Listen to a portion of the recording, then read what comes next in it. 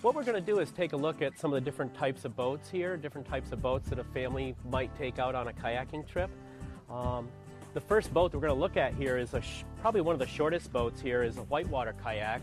This is the kind of kayak that you would use in whitewater rapids. It's got a very tighter cockpit. The shorter boat is made to help the boat turn in rapids and in current. Okay, these two boats are boats that would be very popular with family kayakers.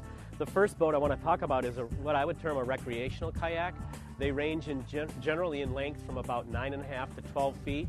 They're characterized by a larger cockpit that gives you space if you've got some kind of a hobby thing you want to put in there, like binoculars, or if you have a puppy you want to put in, or a small child. There's even extra seats that you can get to place a child in there where it would be fairly secure. There's one hatch in the back that's a dry hatch for storing gear.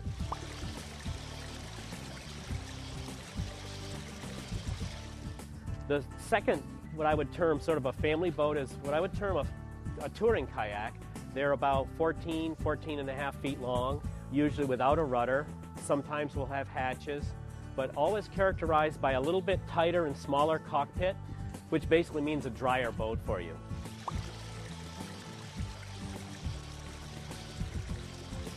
The next boat is actually a canoe, but it has some characteristics of a kayak.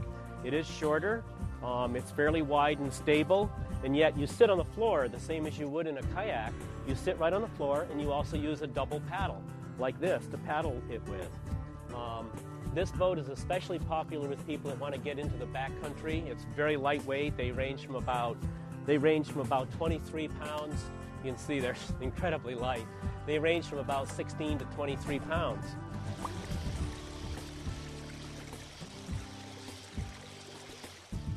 This boat is a lightweight tripping canoe that's, as you can see, is probably slightly narrower, considerably longer, and also it's made to be very lightweight.